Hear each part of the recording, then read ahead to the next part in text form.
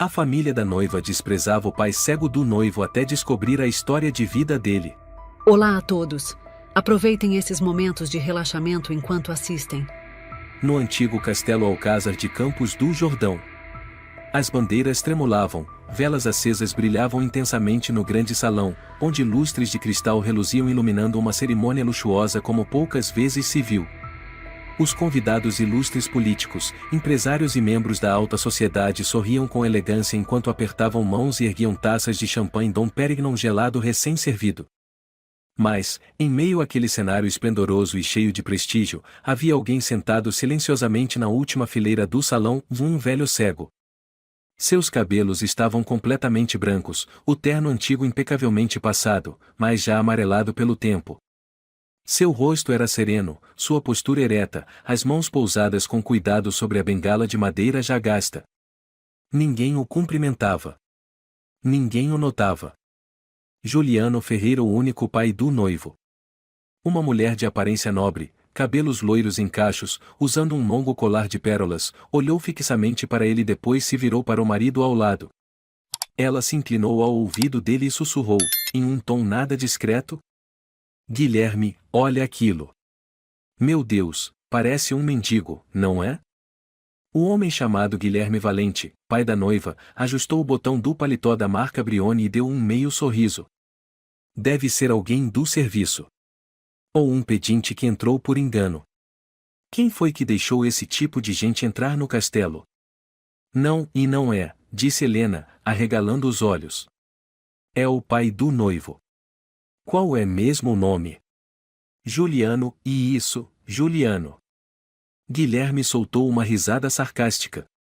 Céus! Um cego, pobre, sentado ali pra quê? Um casamento deste porte com uma em mancha dessas? Daniel, que estava mais à frente, perto do palco, em seu elegante terno azul marinho de noivo, ouviu aquelas palavras. Seus punhos se cerraram até ficarem brancos. Ele deu um passo em direção a eles, mas uma mão segurou seu braço. Não crie confusão. Disse uma voz fria ao seu ouvido. Era Clara, a noiva, sua recém-esposa. Os olhos azuis e gelados dela encararam os dele, sem qualquer emoção. É um dia de alegria. Não faça os outros sentirem vergonha por sua causa. Mas... Daniel tentou conter a voz. Eles estão insultando meu pai. Então que insultem. Ele nem pode ouvir. Clara virou o rosto. Ele já está acostumado. Daniel parou. Nos olhos dele havia uma chama sendo sufocada. Ele virou o rosto para olhar o pai, que seguia sentado em silêncio, como se nada tivesse escutado, como se nem percebesse o escárnio ao seu redor. Em uma fileira próxima, um jovem chamado Aloísio Pires, amigo íntimo de Clara desde a faculdade, sussurrou para alguém ao lado.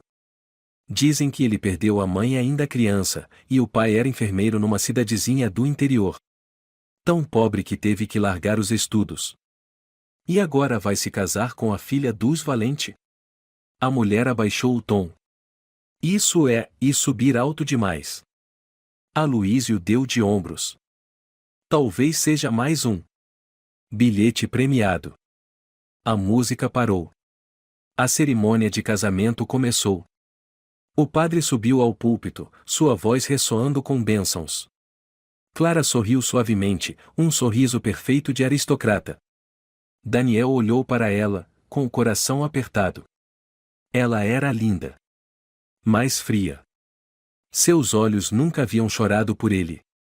E jamais haviam lançado sequer um olhar verdadeiro ao pai dele. O pai de Daniel, o senhor Juliano, seguia sentado em silêncio, as mãos sobre as pernas. Após alguns minutos, virou levemente a cabeça na direção da voz do padre. Ninguém percebeu, exceto Daniel. As lágrimas quase escorreram de seus olhos.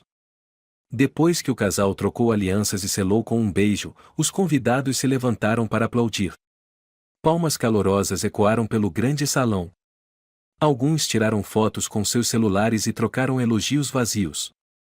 Na multidão, Lúcia Valente, irmã de Clara, se inclinou ao ouvido de Helena.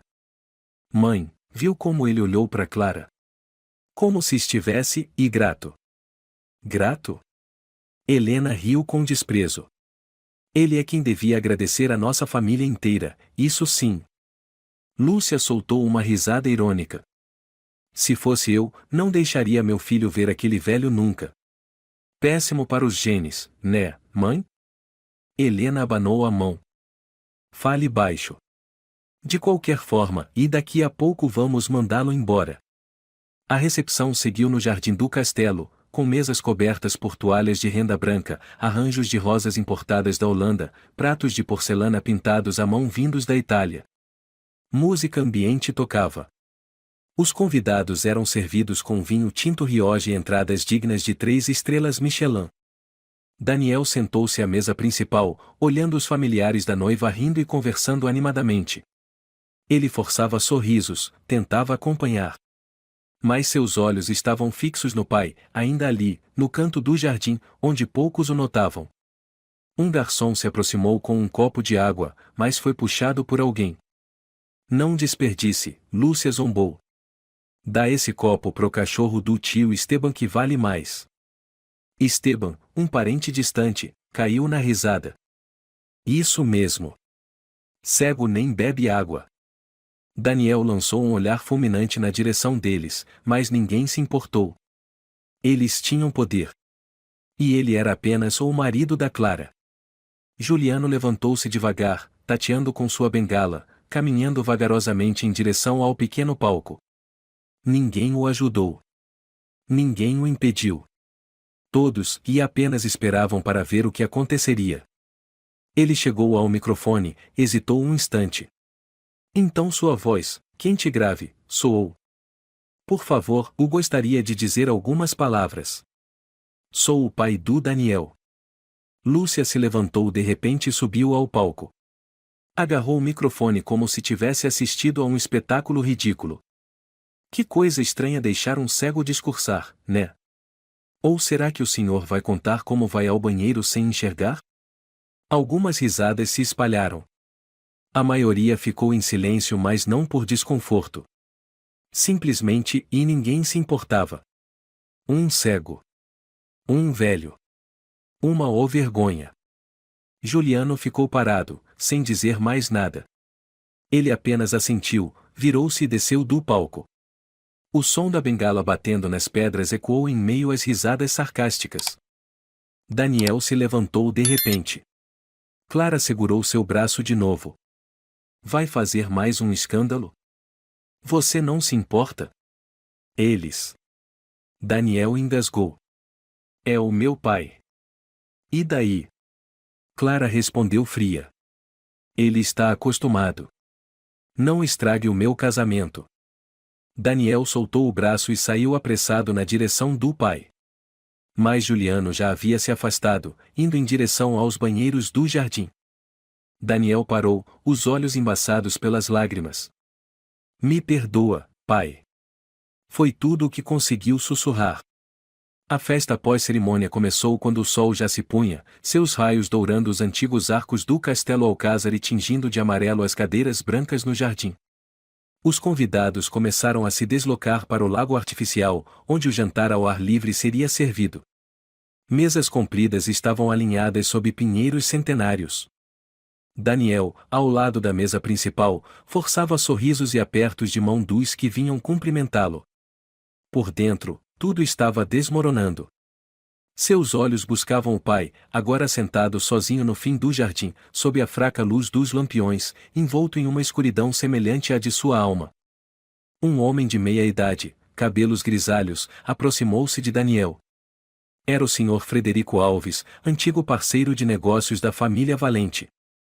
Parabéns, rapaz. Ele deu um tapinha no ombro de Daniel. Você se casou com um diamante. Daniel sorriu sem graça. Obrigado, Sr. Frederico. O olhar de Frederico percorreu a festa, até parar sobre o pai de Daniel. Suas sobrancelhas franziram. Aquele senhor, é meu pai. Daniel respondeu, com orgulho na voz. Frederico hesitou um instante, depois soltou o ar. Que pena que ninguém me apresentou a ele. Mas, e deixa pra depois. Eu falo com ele depois. Deu mais um tapinha no ombro de Daniel e foi embora, sem olhar para trás. Daniel o acompanhou com os olhos, o coração pesando. Desde amanhã, alguém ali realmente quis falar com o pai dele? Mais adiante, Juliano levantava-se devagar, tateando com a velha bengala, indo em direção ao pequeno palco onde costumavam acontecer os discursos. Diego Martins, chefe da organização do casamento, ajustava o microfone e o som. Ao ver o velho cego se aproximar, Diego ficou um pouco desconcertado. O senhor precisa de algo? Só queria dizer algumas palavras para parabenizar meu filho. A voz de Juliano era serena e firme. Diego hesitou, olhou ao redor. Sabia que os Valente não haviam convidado o velho para discursar. Mas, diante daquele olhar turvo e sincero, assentiu devagar. Tudo bem, mas seja breve, por favor. Juliano assentiu. Sua mão tocou o microfone, ligeiramente trêmula. O jardim foi ficando silencioso à medida que o som da bengala ecoava no palco de madeira. Daniel, conversando com um casal alemão, ouviu o microfone sendo ativado. Virou-se imediatamente. Com licença. A voz de Juliano soou, lenta. Só queria dizer umas poucas palavras. Como pai do noivo, desejo felicidades ao meu filho e à sua esposa. Alguns começaram a se entreolhar, cochichando. Uma risada zombeteira rompeu o silêncio. Era Lúcia. Meu Deus, ele subiu de novo? Sem deixar Juliano continuar, Lúcia subiu ao palco apressada. Arrancou o microfone das mãos dele, ainda sorrindo, mas com a voz afiada como navalha. Estranho deixar um cego discursar, não?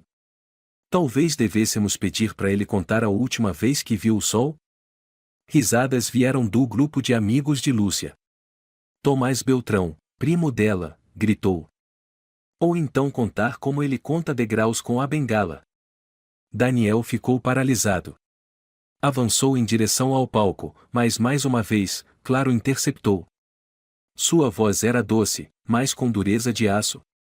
Vai fazer papel de palhaço de novo? Você não vê que ela está humilhando meu pai? E você quer bancar o herói? Clara retrucou, gélida. É um dia feliz. Guarde essa cara para outra hora, pode ser?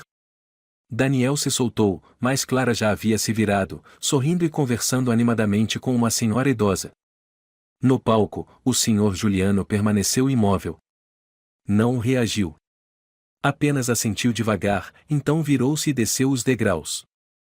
Sua bengala tocava o chão com um ritmo constante, como se absorvesse cada gargalhada cruel da multidão. Alguns convidados pareciam desconfortáveis. Dona Teresa Ramalho, uma senhora de meia-idade vestindo um vestido floral rosa claro, sussurrou ao marido. Eu tenho pena dele. SHHH, não se meta em assunto de gente rica. Murmurou o marido, Joaquim, franzindo a testa.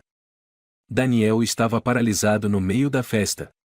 Viu seu pai parar perto do bloco dos banheiros nos fundos do jardim, recostando-se silenciosamente a uma parede de pedra coberta de musgo. Um jovem garçom chamado Manuel aproximou-se timidamente. O senhor aceita um pouco d'água? Obrigado, meu filho. Ele sorriu de leve. Mas não estou com sede. Manuel baixou a cabeça, hesitante. Me desculpe por aquilo que disseram lá em cima. Juliano balançou a cabeça suavemente. Não tem problema. Eles apenas não compreendem. Daniel olhou para trás e viu Clara rindo com Lúcia. Trocaram olhares como se o que acabará de acontecer tivesse sido só uma encenação cômica. Ele se dirigiu rapidamente até Lúcia. Por quê? Sua voz estava rouca. O quê? Lúcia arqueou a sobrancelha. Só poupei o tempo dele. Quem quer ouvir discurso inútil? Ele é meu pai.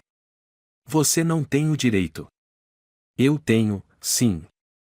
Lúcia o interrompeu. Porque esta é a minha casa. E o que é na família Valente? Um velho cego sem profissão, sem nome, sem fortuna? Ele tem dignidade. E isso compra o quê? Participação na Valente Group? Ela riu alto. Daniel se virou e foi embora. Tudo girava diante de seus olhos, parte por raiva, parte por vergonha. Mas, acima de tudo, por dor. Ele foi procurar o pai. Perto dos pinheiros, no fim do jardim, Juliano estava sentado em um banco de pedra. Um gato de rua pulou ao seu lado, roçando a cabeça na mão dele. O senhor sorriu. Você não liga para quem eu sou, não é? Só vê uma mão gentil. Daniel aproximou-se e sentou-se ao lado dele. Pai, me perdoa. Juliano virou levemente a cabeça para o filho. Embora não pudesse enxergar, parecia sentir a dor transbordando na respiração de Daniel. Pelo que, meu filho? Por não ter conseguido te proteger. Eu não preciso ser protegido. Ele sorriu, triste. Só quero que você seja feliz. Daniel abaixou a cabeça, os ombros tremendo. As palavras de Lúcia, o silêncio de Clara, os olhares de desprezo de Guilherme, de Helena, e cada uma era uma faca cravada em seu peito. Eles não sabem o quanto o Senhor lutou por mim. E não precisam saber. Ele pousou a mão sobre o ombro do filho. Você é meu filho. A coisa mais preciosa que eu tenho. Houve um longo silêncio. Daniel ergueu os olhos vermelhos. O senhor quer ir morar comigo? Sair daqui? Juliano sorriu e balançou a cabeça. Não, Daniel. Hoje é um dia feliz. Não me deixe ser um fardo. Só quero ver você sorrir. Daniel ficou em silêncio, depois segurou a mão do pai. A mão era magra, calejada, trêmula, mas surpreendentemente quente. Ao longe, os fogos de artifício começaram a estourar. Os convidados voltaram sua atenção ao palco principal, onde o jovem casal se preparava para dançar a primeira valsa. Ninguém prestou atenção nos dois sentados no canto escuro. Ninguém se importava com o pai cego que acabará de ser humilhado em público. E ninguém, exceto Daniel, ouviu aquele suspiro baixinho como uma despedida silenciosa a algo que um dia fora sagrado, a dignidade. Após a valsa de abertura, Clara deixou a pista de dança de braços dados com Lúcia e algumas amigas, seguindo para o lounge à beira do lago. Daniel ficou parado mais atrás, olhando na direção onde seu pai estivera sentado, mas o banco de pedra agora estava vazio. O senhor Juliano havia ido embora, sem dizer uma palavra.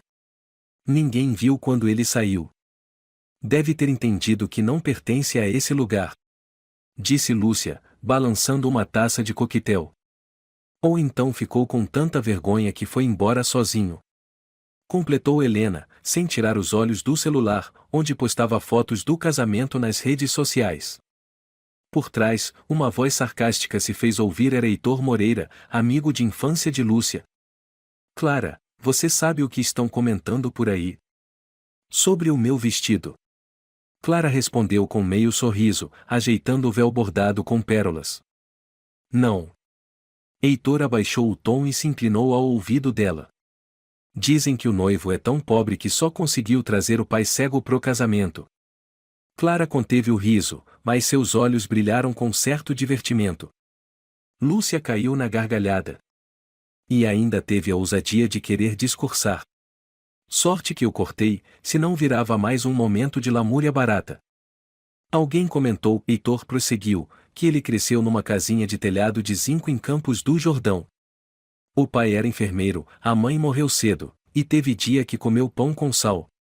Você já comeu pão com sal, Clara? Lúcia zombou, erguendo a taça. Clara não respondeu. Apenas tomou um gole do vinho. Não sentia raiva. Nem piedade. Só distância. Em outro canto do jardim, Daniel estava sentado com Aloísio, o único amigo de verdade que ele conseguirá convidar para o casamento. Acho que vou procurar meu pai, disse Daniel, apertando o guardanapo entre as mãos. Talvez ele só tenha ido caminhar um pouco. Aloísio tentou acalmá-lo. Mas eu não entendo por que a Clara deixou a irmã dela humilhar seu pai daquele jeito. Daniel balançou a cabeça, os lábios cerrados. Essa mesma pergunta martelava em sua mente. Às vezes eu acho que já não reconheço mais a mulher com quem me casei. Aloísio olhou para o amigo, hesitou um pouco e perguntou: Você se casou por amor, não foi? Daniel assentiu, como um robô. Mas seus olhos o traíam. No começo, foi por amor. Ele disse, devagar. Ela era diferente. Forte, inteligente. Achei que poderia atravessar o abismo entre nossos mundos. Eu pensei. Ele não conseguiu continuar. E agora? Aloísio perguntou suavemente. Daniel balançou a cabeça. Agora não sei se ela ainda tem coração. Ali perto, um grupo de convidadas conversava animadamente. Maria Angélica, melhor amiga de Lúcia, disse em tom baixo, mas audível. A filha dos Valentes se casou com um pobretão que não tem nada além e daqueles olhos tristes. Não esquece que os olhos vieram de um pai cego. Outra comentou. Ainda bem que cegueira não é sempre hereditária. Eu não deixaria meus filhos chegarem perto de gente assim. Disse Maria Angélica. Vai saber o que esses coitadinhos escondem por trás da aparência sofrida. Ouvi dizer que ele cuidava de pacientes psiquiátricos num hospital estadual. Acrescentou outra. Me dá calafrios só de pensar. Não muito longe, Clara ouvia tudo claramente. Mas não reagia. Apenas sentou-se em uma cadeira acolchoada de veludo, cruzou as pernas e sorveu o vinho tinto em silêncio. Lúcia sentou-se ao lado e sussurrou. Por que está com essa cara? Está tudo certo. Você viu o Daniel? Clara perguntou, sem desviar os olhos do lago. Deve estar procurando o pai dele. Lúcia deu de ombros. Mas por que quer saber? Ele está calado demais. Lúcia ergueu as sobrancelhas. Silêncio é melhor do que escândalo em dia de festa. Clara não respondeu. Lembrou-se do instante em que Daniel quase subiu ao palco, os olhos em chamas. Ela o impediu a tempo. Mas naquele momento, percebeu algo e Daniel havia mudado. Algo dentro dele se partiu. A noite caiu. As lanternas penduradas lançavam uma luz dourada e suave. Mas o ar estava estranhamente frio. Daniel finalmente encontrou o pai. O Sr. Juliano estava sob uma pérgola antiga de parreiras, perto da cozinha externa, passando os dedos por linhas de braille em um livrinho que sempre carregava. Pai, chamou Daniel, rouco. O Sr. Juliano virou-se e sorriu. Ah, é você, filho? Me desculpa. Por tudo. Por quê? Por ter deixado que fizessem aquilo com o Senhor. Por não ter impedido. Você não pode impedir os outros de pensarem o que quiserem. Assim como eu não posso ver o sol. Ele bateu levemente com a bengala. Mas eu ainda sinto o calor dele. Daniel ficou com a voz embargada. Ajoelhou-se, segurou a mão do pai. Não me deixa, pai. Não deixa que te tirem de mim. Juliano soltou suavemente sua mão, como quem consola uma criança. Eu não vou embora. Mas você precisa aprender a ficar de pé mesmo no meio da tempestade. Eu não tenho medo deles. Daniel murmurou entre os dentes.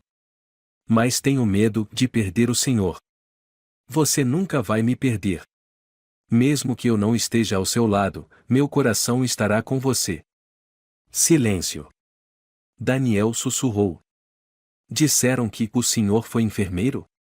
Juliano sorriu de leve. Fui, sim. Num pequeno posto de saúde, lá em São Lourenço. Será que eles não entenderam o senhor errado?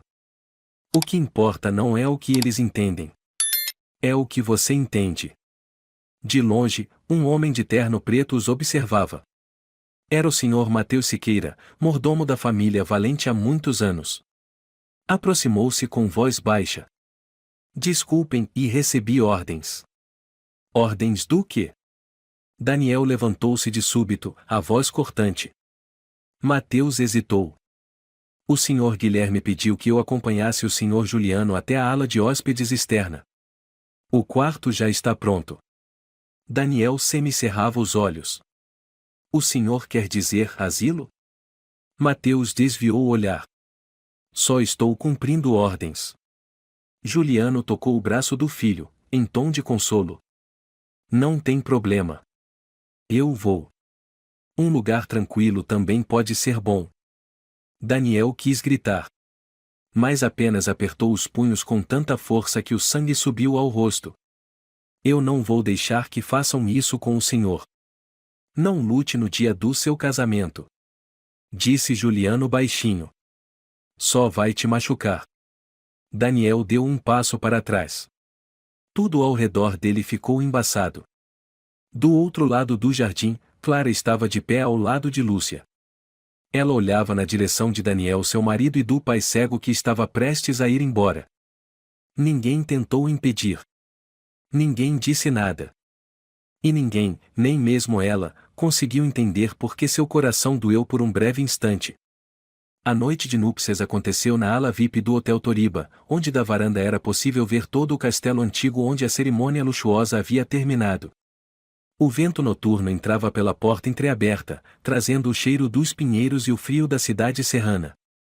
Clara estava em frente à penteadeira, tirando cuidadosamente cada jóia cara dos cabelos.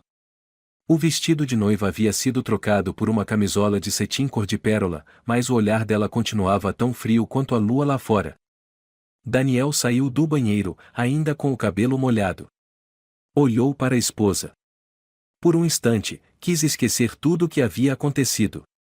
Mas a imagem de seu pai sendo humilhado diante de centenas de convidados continuava cravada como prego em seu coração. Sentou-se à beira da cama e respirou fundo. Clara, eu queria conversar com você. Clara lançou um olhar pelo espelho, sem se virar. Sobre o quê? Sobre o meu pai. Achei que esse assunto já tivesse encerrado. Disse ela secamente. Já levaram ele para um lugar decente. Daniel franziu a testa. Decente? Você está falando de um asilo, não é? Clara virou-se, cruzando os braços. Sim. Você não sabia? A Lúcia já tinha reservado antes. Um bom lugar, com atendimento médico completo.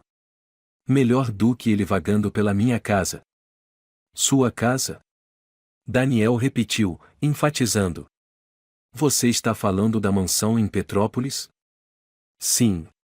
Aquela casa pertence à minha família. E o meu pai não tem o direito de viver conosco? Clara suspirou, sentando-se na cadeira.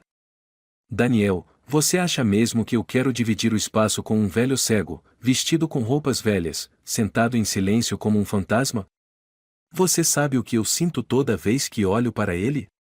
Você está falando do homem que me criou. Que nunca reclamou quando minha mãe morreu, quando perdi a bolsa de estudos, quando o mundo me virou as costas. Mas isso é o passado. Clara elevou a voz. E o presente? É um homem que parece ter saído de um abrigo, sentado no meio de um casamento de luxo, envergonhando a todos. Daniel se levantou de repente, pálido. Meu pai não envergonhou ninguém. Você, sua irmã, seus pais, vocês transformaram esse casamento em um teatro barato. Clara também se levantou, com a voz cortante. Então por que você não se casa com ele logo? Leva esse amor sagrado para viver junto. Daniel apertou os punhos, tentando se controlar. Eu não preciso que você entenda tudo. Mas pelo menos, não me force a fingir que o que aconteceu hoje foi normal. Clara se aproximou, encarando-o nos olhos. Você está louco.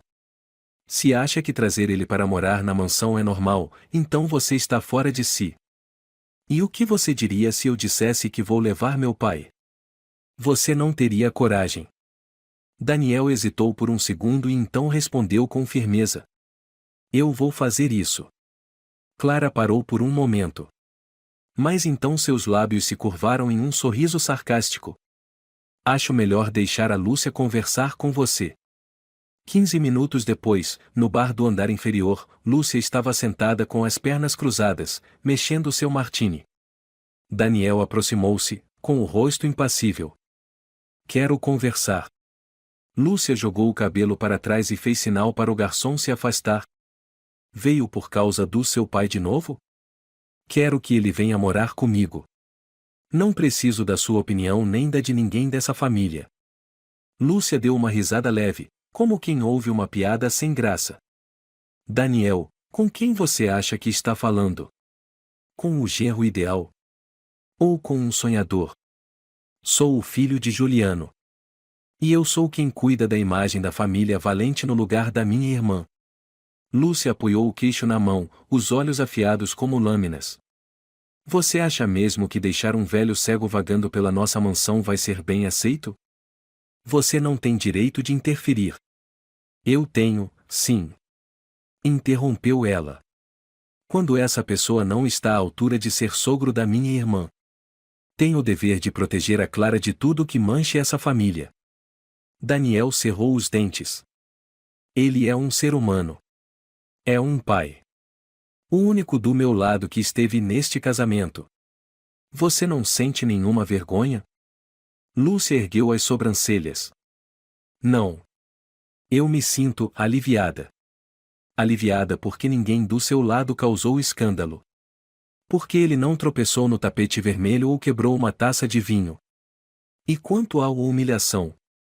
Não exagere. Apenas dissemos a verdade.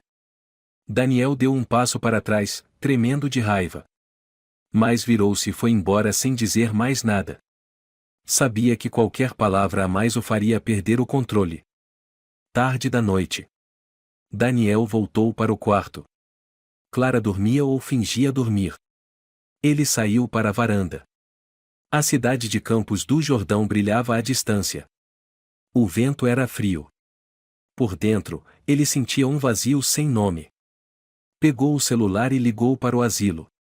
Uma voz automática atendeu e transferiu para a recepção. Alô, sou Daniel Ferreira. Gostaria de saber se meu pai, Juliano Ferreira, já chegou? Houve uma breve pausa. Sim, ele chegou.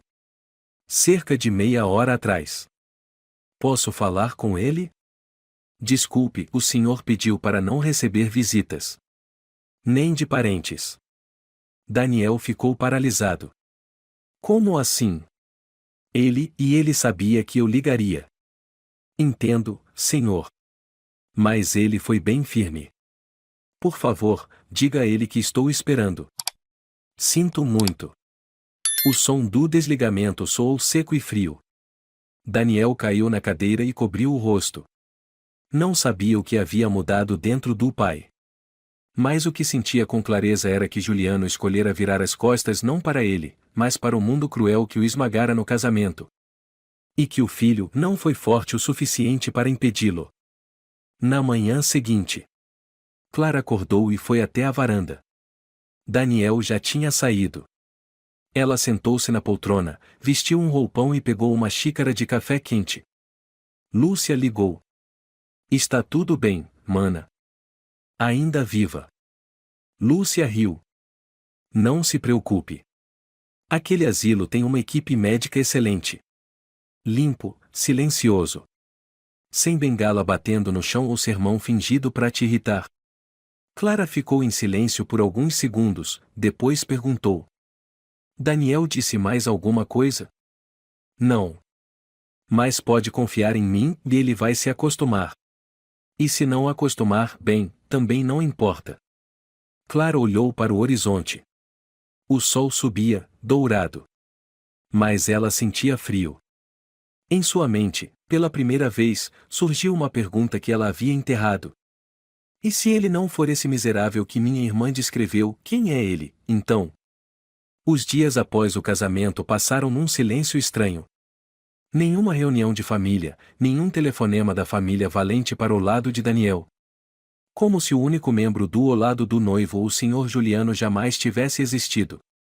A mansão dos Valente em Petrópolis era uma construção imponente nos arredores da cidade, com muros altos, portão de ferro forjado e jardim de rosas perfeitamente podadas. Mas, para Daniel, era um castelo mais frio que pedra. No primeiro dia de convivência após a lua de mel, Daniel foi claro: eu vou trazer meu pai para morar conosco. Clara não respondeu. Apenas olhou como se ele tivesse sugerido montar uma barraca rasgada no meio da sala de estar. Naquela noite, Daniel procurou dentro da mala o relógio que o pai lhe dera no casamento, mas descobriu que havia sumido. Junto com ele, desaparecera uma caixinha de madeira que guardava lembranças antigas, uma carta da mãe antes de morrer, um lenço bordado com o nome Juliano, e uma foto dos três juntos quando ele era criança. Saiu procurando por todo canto, inclusive na despensa. Nada. Foi para o andar de baixo. Dona Camila, a governanta idosa vinda de Ouro Preto, parou ao vê-lo revirando o armário ao lado da lareira. Senhor Daniel, está procurando alguma coisa? Uma caixinha de madeira marrom. Com fotos e um relógio dentro. A senhora viu? Camila hesitou. Eu recebi ordens para limpar tudo que não fosse essencial. Essas coisas foram levadas, senhor. Levaram para onde? Não sei. A dona Lúcia chamou um caminhão de doações ontem. Daniel deu um passo para trás. Doações? Como assim? Eu só segui ordens, senhor. Ele não respondeu. Saiu da sala com a fúria reprimida pesando no peito como pedra. Quando ele perguntou a Clara, ela apenas soltou uma frase gelada. Essas coisas não combinam com esta casa. Pedi a Lúcia para dar um jeito. Você não tem o direito de jogá-las fora. Isso é lixo, Daniel. E se você quer guardar esses fragmentos velhos, vá viver com eles. Mas não obrigue os outros a vê-los todo dia. Daniel não respondeu. Retirou-se para o escritório, o único cômodo da casa com tranca. Desde aquele dia, todas as noites, ele ligava para o asilo. Ninguém atendia. Numa tarde, enquanto Clara ia ao spa com Lúcia, Daniel saiu de casa e pegou um táxi até o asilo no bairro do Tatuapé, onde seu pai estava internado. O motorista era um homem de meia-idade chamado Vitor Gonçalves, com sotaque do Nordeste. Ao saber que Daniel ia visitar o pai, puxou conversa. Faz tempo que não vejo alguém se importar com os velhos. Espero que você mantenha esse coração por muito tempo. Daniel sorriu de lado. Tenho medo de estar perdendo ele. O carro parou diante do portão de ferro do asilo. Daniel desceu e foi direto à recepção. A funcionária Catarina Soares, cerca de 40 anos, o olhou e consultou o livro de registros. Nome do familiar que deseja visitar? Juliano Ferreira. Sou filho dele.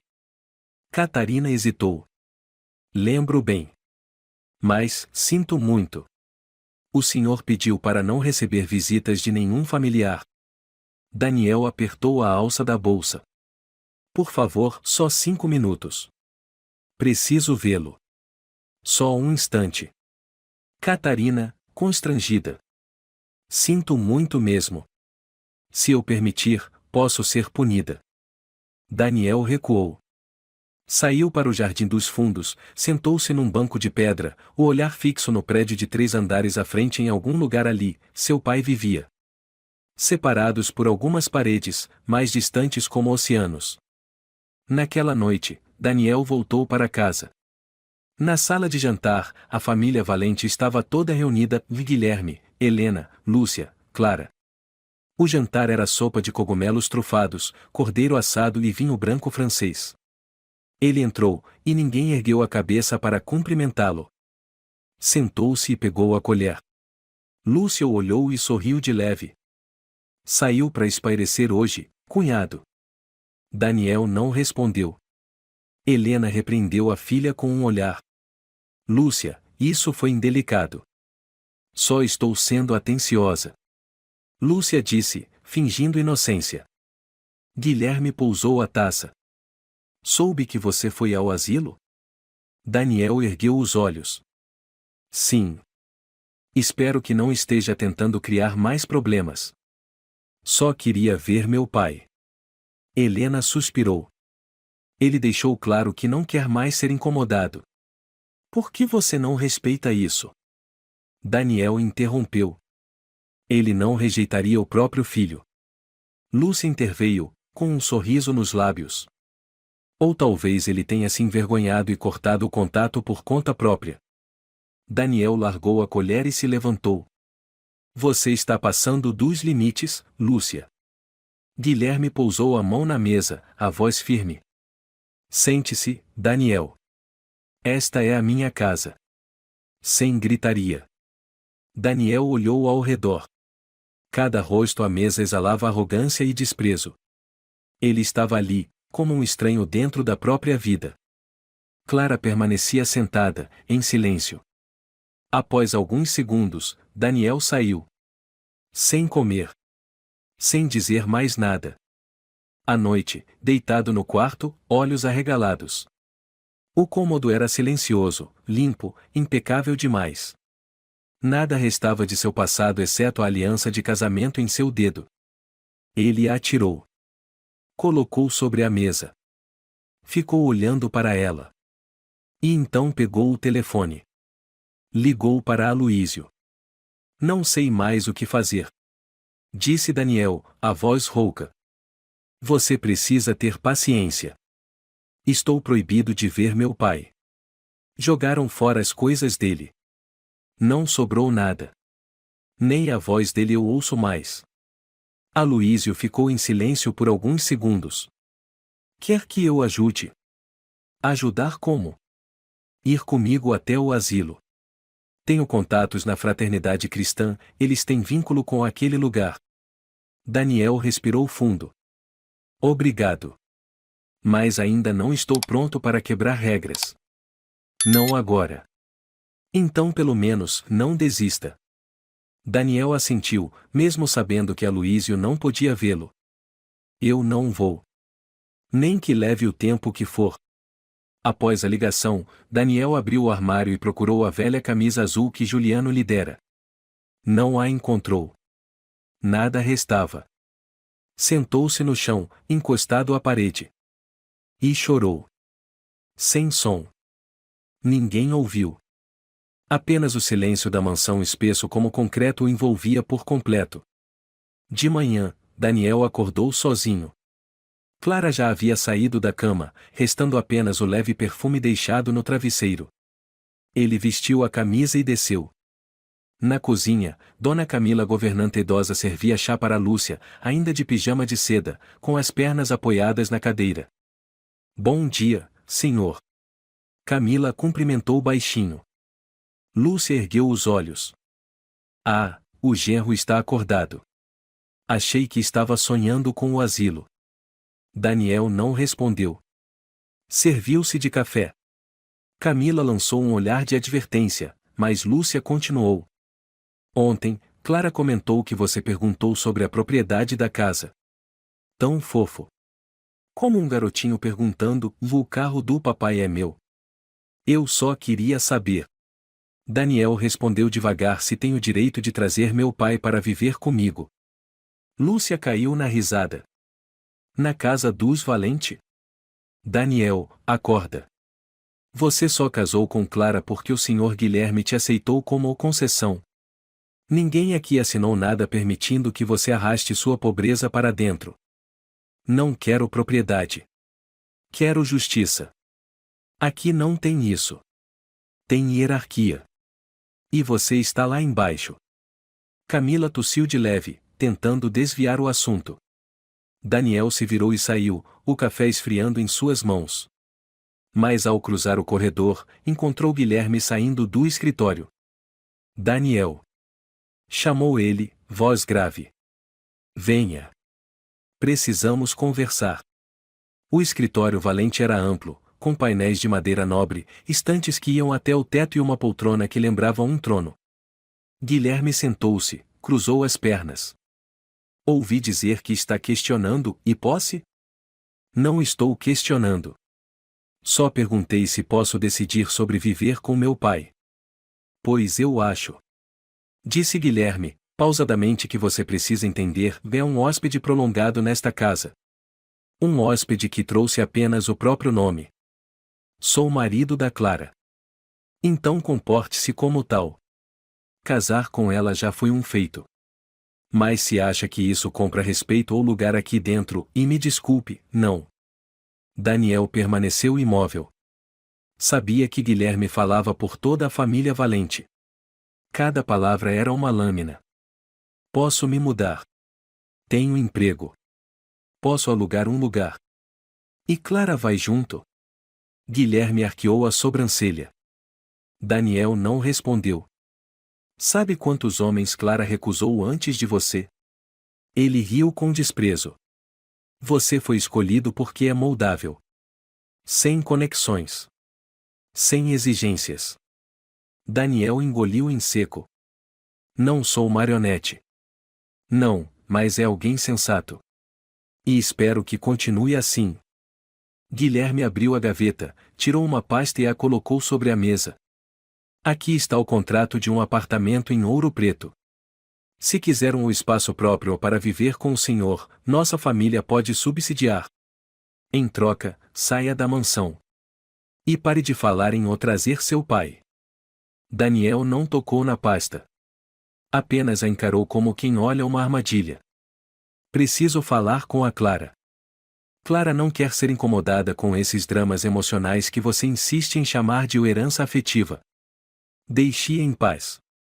Daniel saiu do escritório, a cabeça em ebulição. Subiu as escadas às pressas, abriu a porta do quarto.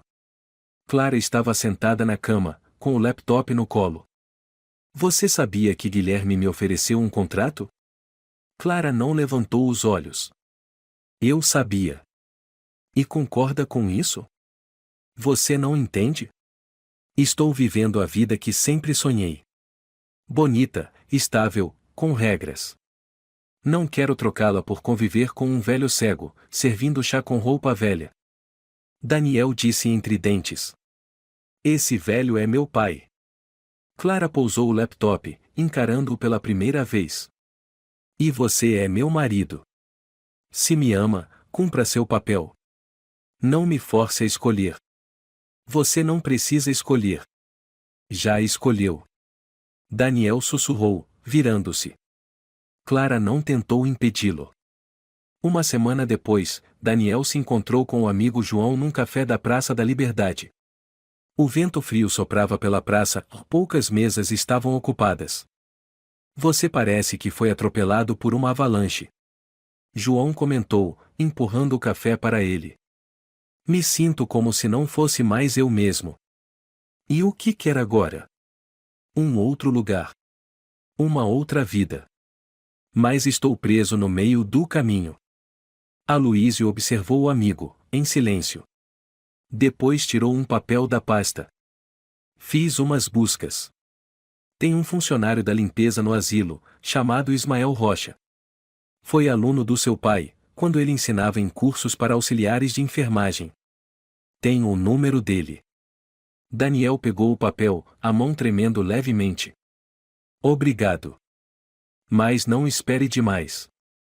Pode ser que seu pai ainda não queira te ver. Daniel assentiu. Mas ao menos tem uma ligação. Naquela noite, de volta à mansão, Daniel pegou o celular e ligou para o número de Ismael. O telefone tocou 3 vezes antes de atenderem. Alô? Olá, eu sou Daniel Ferreira. Eu sou filho do Sr. Juliano. Você trabalha no asilo do Tatuapé? Ismael hesitou. Eu conheço o senhor. Mas não posso. Não quero que faça nada errado. Só quero saber, ele está bem? Ismael ficou em silêncio por um momento e então disse. Ele não fala muito. Mas lê Braille todos os dias. Gosta de sentar no jardim de manhã. Você acha que ele me odeia? Ismael soltou o ar. Não. Mas ele tem um olhar muito triste. Como alguém que já se acostumou a ser esquecido. Daniel apertou o telefone com força. Obrigado. Você não imagina o quanto isso significa para mim. Se eu puder, e deixarei com ele uma carta sua. Mas não posso garantir que ele vá ler. Daniel assentiu, mesmo sabendo que Ismael não podia vê-lo. Eu vou escrever. Ao desligar, Daniel sentou-se à mesa e pegou papel e caneta. E, pela primeira vez em 2 semanas, ele escreveu. Não para se justificar. Não para pedir perdão. Apenas para dizer: Pai, eu nunca te esqueci. Mesmo quando o mundo virou as costas, eu fiquei aqui, esperando o Senhor olhar para mim mais uma vez. Passou-se uma semana desde que Daniel enviou a carta para o pai através de Ismael. Todas as manhãs, ele checava o celular, esperando uma mensagem, uma ligação, ou ao menos algum sinal do asilo Tatuapé. Mas tudo continuava em silêncio. O silêncio era o som mais assustador que Daniel já havia conhecido. No 8º dia, ele foi até o portão do asilo. Um novo segurança, um jovem de cabelos cacheados chamado Sérgio Nogueira, o impediu de se aproximar. Desculpe, senhor. O senhor Ferreira solicitou que não fossem permitidas visitas. Nem mesmo de familiares. Daniel segurou firme nas grades do portão. Você tem certeza? Eu sou filho dele. Eu sei. Mas recebemos ordens claras. Ele foi muito e firme. Você poderia ao menos dizer a ele que estou aqui? Não preciso vê-lo. Só quero que ele saiba que vim. Sérgio balançou a cabeça. Não posso. Se ele descobrir que desrespeitei esse pedido, posso ser punido. Daniel recuou um passo, o olhar cheio de desespero. Então ao menos, e pode me dizer se ele está bem? Ainda acorda cedo, lê livros em braille. Não reclama de nada. Alguém o visita? Não. Só uma voluntária alemã veio 2 vezes no início, depois nunca mais voltou. Daniel ficou parado por um longo tempo. O ferro do portão estava gelado sob suas mãos. Ele não sabia por que o pai agia assim. Era vergonha? Raiva? Ou talvez uma vontade de cortar todos os laços com o mundo? Sérgio olhou com compaixão. Senhor, e eu acho que ele ainda espera por você. Então por que não me deixe entrar? Porque ele não quer ser visto nesse estado. Daniel assentiu. Seus lábios se comprimiram. Obrigado. E se ele mencionar meu nome, diga a ele que eu nunca estive longe.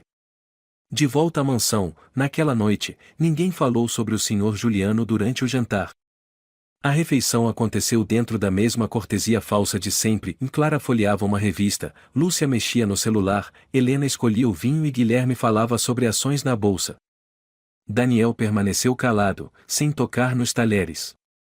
Lúcia quebrou o silêncio. Hoje o tempo estava agradável. Ouvi dizer que o asilo no Tatuapé tem um jardim bem simpático. Estilo francês. Ninguém respondeu. Daniel ergueu os olhos e olhou fixo para Lúcia. Você gosta de dizer coisas que machucam os outros, né? Lúcia deu de ombros. Só estou compartilhando informação. Li numa matéria que idosos precisam de sol para evitar depressão. Clara largou a revista. Chega, Lúcia. Lúcia sorriu de canto. Nem citei nomes. Quem se doeu, se identificou. Daniel largou os talheres. Sua voz saiu rouca. Já se passou uma semana e ninguém nesta casa mencionou meu pai. Como se ele nunca tivesse existido. Helena franziu a testa. Daniel, nós não somos insensíveis. Apenas, e respeitamos a escolha dele. Respeitam? Daniel repetiu. Vocês o expulsaram do casamento, o levaram para um asilo, jogaram fora as coisas dele e agora chamam isso de respeito? Guilherme bateu levemente com os dedos na mesa.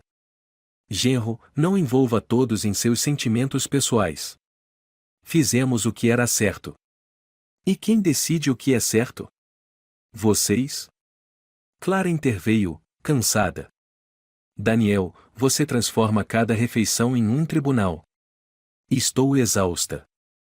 Daniel olhou para a esposa, e disse baixinho.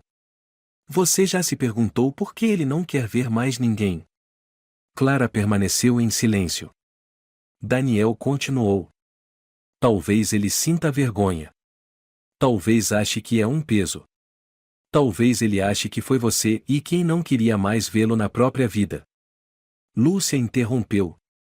Ou talvez ele apenas entendeu que não pertence a este lugar. E escolheu sair por conta própria. Daniel se levantou com força. O copo tombou, derramando água sobre a toalha. Não preciso deste jantar. Preciso de uma família. Clara não se moveu. Apenas disse, com voz baixa.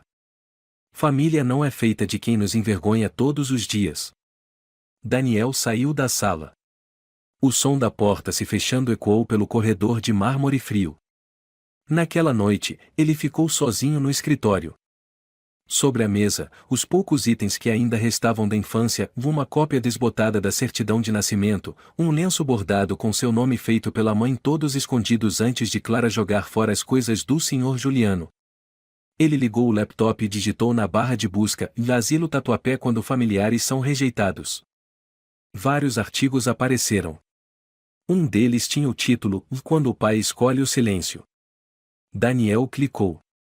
Há pais que escolhem o silêncio não porque não amam seus filhos, mas porque acreditam que já os feriram demais.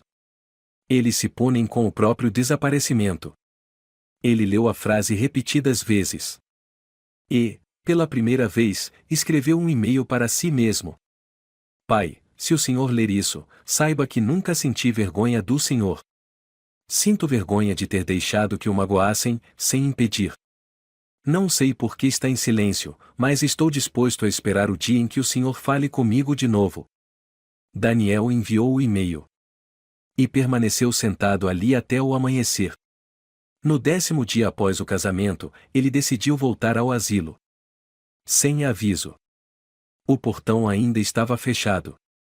Sérgio Nogueira estava de plantão novamente. O senhor o voltou. Desta vez não quero ver ninguém. Só, e ficar aqui um pouco. Pode ser? Sérgio assentiu, um pouco constrangido. Não vou impedir. Mas, e o senhor deveria saber. Ontem alguém enviou flores para ele. Sem nome. Flores. Lírios brancos. A flor que, e o senhor Ferreira disse que lembrava o perfume da mãe dele. Daniel ficou imóvel. Perguntou em voz baixa. Alguém foi pessoalmente? Não. Vieram por entrega. E o que ele fez ao receber? Sérgio hesitou. Nada. Colocou o vaso ao lado da cama. E sorriu. Daniel baixou a cabeça. Pela primeira vez em muitos dias, seu coração bateu quente. Mesmo que fosse por um instante. Ele deixou outra carta com Sérgio, pedindo que a entregasse. Não espero que me perdoe. Só quero que saiba, eu ainda estou aqui. E sempre estarei. De volta à mansão, Daniel percebeu que a fechadura do escritório havia sido trocada. Ele perguntou a Camila. A governanta abaixou a cabeça. Me desculpe, senhor. A dona Lúcia mandou trocar. Disse que não há necessidade de ter portas trancadas dentro da casa. Daniel não disse nada. Subiu para o quarto. Clara estava se maquiando. Você mandou trocar a fechadura? Não quero espaços secretos nesta casa. O que você tem a esconder? Apenas memórias que ninguém quer ver. Então guarde-as em outro lugar. Daniel a encarou por um tempo. Depois foi até a penteadeira, abriu a caixinha de joias, pegou sua aliança e colocou dentro. Fique com isso. Eu não preciso mais. Clara observou, mas não disse nada. Daniel saiu. E pela primeira vez desde que pisou naquela casa, sentiu que seu coração não pertencia mais àquele lugar. Em algum lugar, o Sr. Juliano seguia sua vida silenciosa. E agora, Daniel também começava a escolher o silêncio. Na manhã de segunda-feira, o céu de São Paulo estava coberto por uma leve névoa. O sol ainda não era forte o bastante para dissipar o frio de abril. Clara desceu para a sala, com os cabelos presos e o rosto sem maquiagem. Hoje, sua agenda estava vazia, algo raro desde que se casou. Daniel havia saído de casa 3 dias antes, sem dizer para onde ia. Deixou apenas uma mensagem curta. Preciso de ar. Ninguém na família Valente mencionou sua ausência. Lúcia parecia feliz. Guilherme não se importou. Helena fingiu que nada tinha acontecido. E Clara permaneceu em silêncio. Mas, desde a partida de Daniel, ela não dormia há 3 noites. Ao chegar à mesa de café, Clara viu um envelope cor de marfim colocado com cuidado ao lado da xícara de chá de camomila.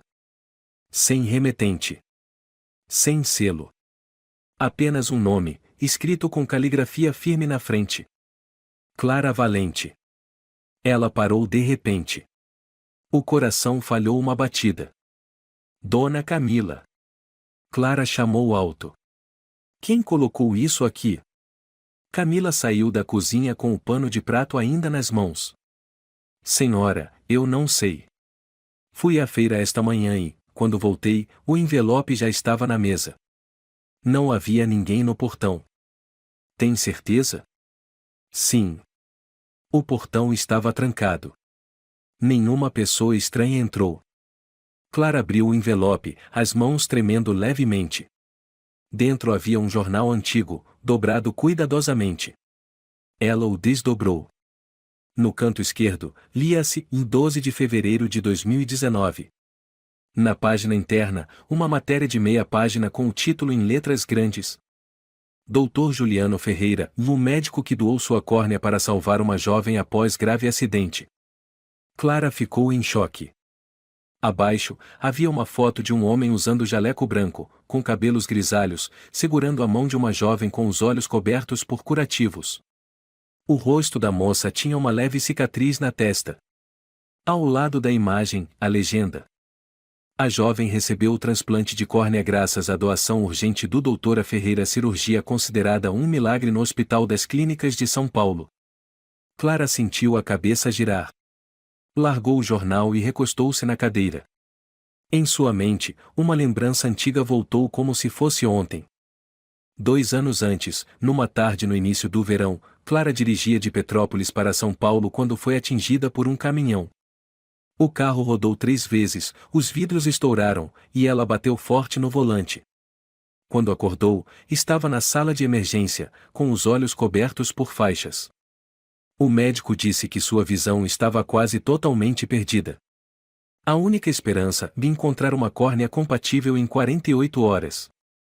Clara não lembrava o rosto de quem lhe doou a córnea. Só recordava que, semanas depois, no prontuário médico, havia um nome sublinhado em vermelho. Doador, o Dr. Juliano Ferreira. Naquela época, o nome não lhe dizia nada. Mas agora. Não pode ser. Murmurou Clara, como uma sonâmbula. Ela pegou o jornal novamente e leu cada linha. A cada palavra, sentia o sangue gelar nas veias. Doutora Ferreira foi chefe do setor de oftalmologia do Hospital das Clínicas de São Paulo por 12 anos, lecionou na Universidade Complutense de São Paulo e foi conselheiro sênior da Sociedade Brasileira de Oftalmologia. Decidiu doar suas córneas após diagnóstico irreversível de degeneração da retina, com a condição de que seus olhos salvassem alguém jovem. Clara tremia. Balbuciou. Sou eu, e eu sou essa pessoa? Ela não queria acreditar. Naquele instante, Dona Camila voltou com uma bandeja de frutas. Dona Clara, está bem? A senhora está muito pálida. Camila, e a senhora sabia que o senhor Juliano era médico? Camila ficou perplexa. Não sei ao certo. Ouvi dizer que foi enfermeiro, ou talvez médico, mas ninguém aqui ligava muito para isso. Clara apertou o jornal com força. Fiz transplante de córnea há 2 anos. O nome do doador no prontuário era Juliano Ferreira. Camila quase deixou a bandeja cair. Meu Deus, e a senhora está dizendo que é o pai do senhor Daniel?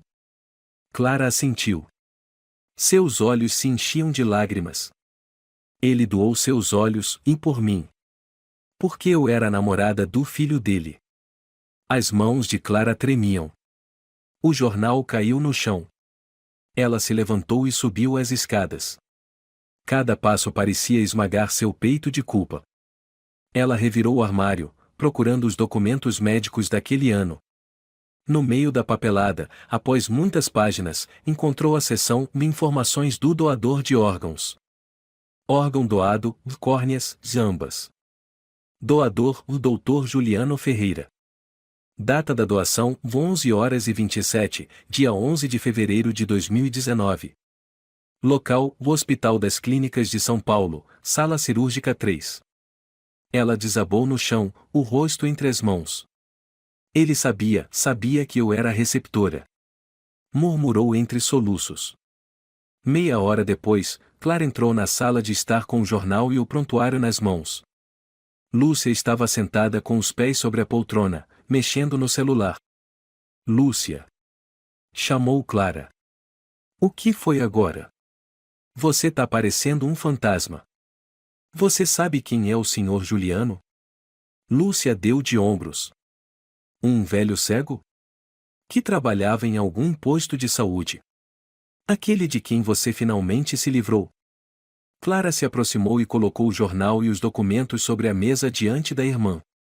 Leia. Lúcia lançou um olhar rápido e, de repente, travou ao ver o título. O que é isso? Ele era um dos maiores especialistas em oftalmologia. Foi ele quem doou suas córneas para mim. 2 anos atrás. Lúcia ficou estática. Os olhos arregalados. O quê? Eu lembrava do nome dele no prontuário. E hoje, alguém enviou esse jornal. É verdade. Lúcia pegou os documentos, folheando com pressa. Balbuciava. Não, impossível. Ele era pobre, usava roupas velhas, era cego. Ele ficou cego por causa de uma doença. Doou os olhos para me salvar. Disse Clara, com a voz embargada. Ele não contou a ninguém. Não exigiu gratidão. Simplesmente desapareceu depois que eu me recuperei. Lúcia deu um passo para trás, como se tivesse levado um tapa. Por que ele nunca disse nada? Clara a encarou, os olhos úmidos. Porque ele é uma boa pessoa. Lúcia começou a tremer. Eu o humilhei. Você o expulsou. Internou seu sogro como se fosse um fardo. Lúcia desabou na poltrona, as mãos na cabeça. Meu Deus, o que eu fiz? Clara ergueu o rosto, os olhos firmes. Você não foi a única culpada. Lúcia a olhou. Eu também fechei os olhos. Também fiquei calada. Ri quando ele foi humilhado. Vivi como se ele não existisse. Então, o que fazemos agora? Clara se levantou, a voz decidida. Vamos até ele. Vamos contar a verdade. Pedir perdão. Mas ele não recebe visitas. Então desta vez, não vou como Nora. Vou como a mulher que ele salvou. Lúcia engoliu em seco. Uma lágrima escorreu por sua bochecha. Naquela noite, Clara procurou João, implorando para que a levasse ao asilo do Tatuapé. Você é a única pessoa em quem o Daniel ainda confia. Por favor, me leve até lá. Preciso ver o Sr. Juliano. João a observou por um bom tempo. Pela primeira vez em meses, viu nos olhos dela algo que Daniel amava, sinceridade. Está bem. Mas esteja preparada. Ele fechou todas as portas. Pode não te perdoar. Eu não quero perdão. Só quero me ajoelhar diante dele. Uma única vez. João assentiu. E soube que o amanhecer seguinte seria o recomeço da família Ferreira. Na manhã seguinte, São Paulo amanheceu sob uma leve garoa. As gotas desciam pelas calçadas como se limpassem o ar pesado dos dias anteriores. Um guarda-chuva cinza escondia o rosto de Clara diante do portão do asilo Tatuapé. Ao seu lado, João usava um sobretudo marrom. Clara apertava firme a alça da bolsa lá dentro, todos os documentos médicos, a matéria do jornal Folha de São Paulo e uma carta de 3 páginas que ela escreveu, com lágrimas borrando a tinta. Pela primeira vez desde o transplante, ela sentia que via o mundo com olhos que não eram seus. E pela primeira vez, ela agradecia por poder enxergar algo precioso e a verdade. Tem certeza de que ele ainda está aqui? Perguntou Clara, com a voz baixa. Sim. Respondeu João. Ismael disse que ele ainda vai ao jardim todas as manhãs, e lê em braille. Clara engoliu seco. Não sei o que dizer. Fale a verdade. Como você fez com o Daniel? Sinceridade não precisa de roteiro. O portão de ferro se abriu. Sérgio Nogueira ainda era o segurança de plantão. Ao ver João, assentiu, depois olhou para Clara. A senhora é? Sou Clara. Disse ela, erguendo o queixo. A pessoa que recebeu os olhos do senhor Juliano. Aquela que um dia foi sua nora. Sérgio ficou em silêncio por um instante, depois fez um aceno respeitoso. Ele está no jardim dos fundos. Vou levá-los até lá. O jardim era um espaço verde e sereno, com caminhos de pedra entre canteiros de lavanda. No centro, sob uma oliveira antiga, um homem de cabelos brancos estava sentado em um banco de madeira. Nas mãos, um livro em braille, que seus dedos deslizavam delicadamente. Senhor Juliano. Disse Sérgio, em voz baixa. Tem alguém que deseja vê-lo. Ele não levantou a cabeça. É o Daniel? Não. É a moça e que tem seus olhos. Os dedos de Juliano pararam. Houve um longo silêncio. Então ele fechou o livro e voltou o rosto em direção a Clara. É você? Clara se aproximou, as mãos tremendo tanto que quase deixou cair o guarda-chuva. Sou eu. Clara. Sua voz era rouca. Desculpa, cheguei tarde demais. Juliano não respondeu. Ele apenas escutava o som dos passos que se aproximavam como se medisse a verdade. Clara se ajoelhou. Não se importava com o chão molhado. Nem com as roupas sujas. Ela tirou da bolsa a matéria, os documentos, e a carta. Colocou tudo diante dele. Eu não mereço esses olhos. Não mereço ser sua nora. Mas estou aqui para agradecer. Mesmo que seja só uma vez. Uma lágrima caiu sobre a mão dele. Depois, mais uma. Durante 2 anos, vivi sem saber quem me deu a luz. Olhei para o Senhor sem saber que estava diante de quem me deu o mundo inteiro. Juliano estendeu a mão e tocou levemente a face dela. Um toque muito suave. Em seguida, sorriu um sorriso bondoso, cansado, mas generoso. Nunca te culpei, minha filha. Clara soluçou. Mas eu ri quando o senhor foi humilhado. Fiquei em silêncio quando o expulsaram do nosso casamento. Eu senti repulsa por um homem que havia perdido os olhos para que eu pudesse ver hoje. Eu sei. Disse Juliano com serenidade. Mas também sabia que você viria.